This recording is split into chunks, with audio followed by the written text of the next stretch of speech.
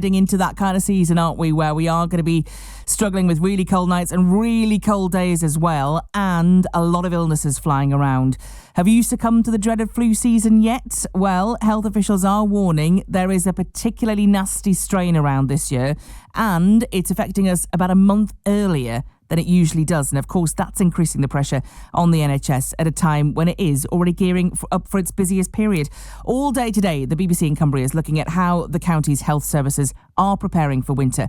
And we can head back to our reporter, John Burness, to find out more, because he spent the morning at a health centre in Carlisle. And John, you're going to get us some advice from a pharmacist, aren't you?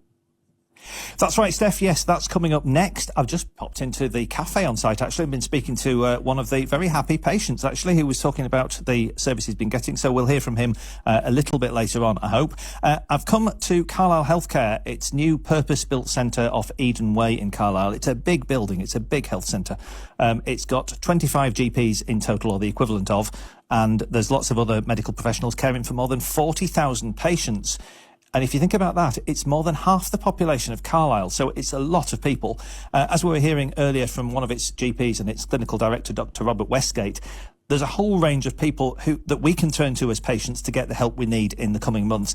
Not just doctors, among them pharmacists. And I'm now joined by Scott Merrin, who's a clinical pharmacist who's based here at the health centre. Good morning to you, Scott. Good morning. Thank you for having me. What kind of ailments can pharmacists treat or provide remedies for, as opposed to what you'd see a doctor for? Yeah, so now we do quite a wide range of conditions. So we look at the famous 7, so sinusitis, sore throats, ear infections, infected insect bites, shingles, and other conditions.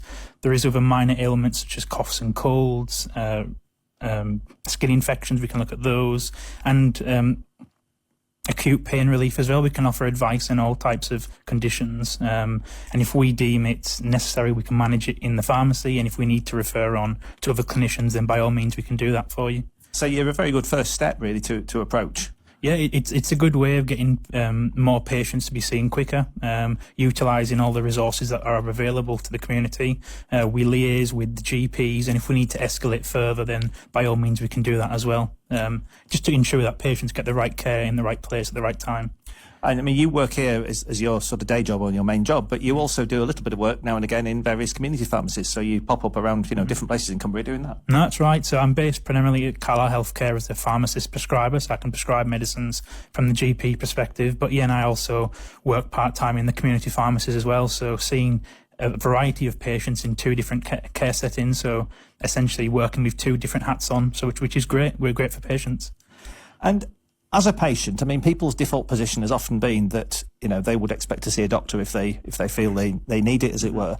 People have been asked for some time now to, consider seeing the pharmacist first. Are people starting to, get the hang of that idea and sort of embrace that idea?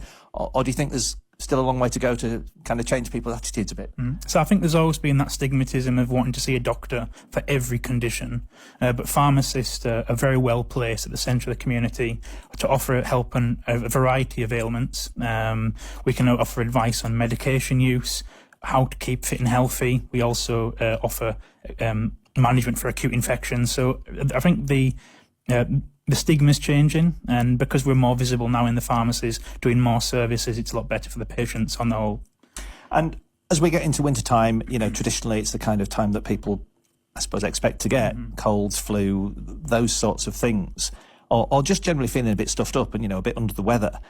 Is there very much that, you or other professionals like you can do with those sorts of symptoms, or is it a case of, sitting it out, really? So we'd first look at the patient as a whole, ensuring that what we can provide in a pharmacy is appropriate for them. So with regards to your coughs and colds, we can offer cough remedies, we can offer decongestants to help with the sniffles and congestion, but equally providing that symptomatic relief, so basic pain relief, we can help with that as well.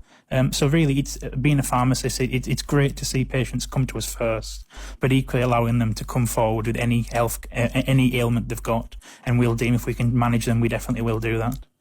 And those are mentioned some of the things that people tend to get during the winter time. We're talking a lot about winter pressures this morning because obviously, we're in the thick of winter for the NHS. and that winter puts huge pressure on the organisation.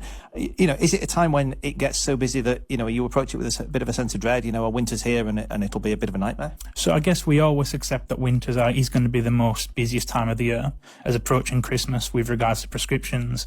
But equally, we also factor in COVID vaccinations, flu vaccinations and other minor ailments as well. So we factor that all up together, and staff, work above and beyond for patients, and we do our best to manage in what's quite a stressful time of the year. Yeah, stressful for everyone all around, really. Absolutely. And if there was a piece of advice that you could give to people who are listening, heading into winter time, from your perspective, from a pharmacy perspective, what one or maybe two bits of advice would you give? Probably the first thing was ensure that you have enough medicines for over the festive period.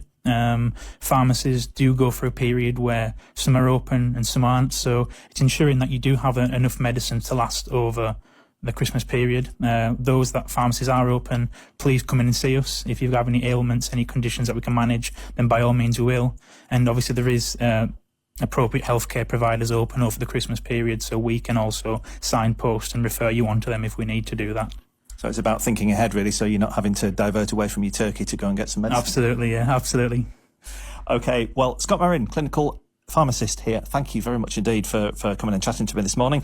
And, of course, Steph, one of the best ways of keeping the pressure off the NHS in the winter is to keep us well through the year. I've been hearing earlier on the programme earlier on this morning about a woman who helps us to do that in maybe unexpected ways, and that can include things that are not necessarily medicines. It's about kind of changing your lifestyle a bit. So I got some advice from her after coming off air, and yes, I need to basically move more, I think, and improve my diet, Steph.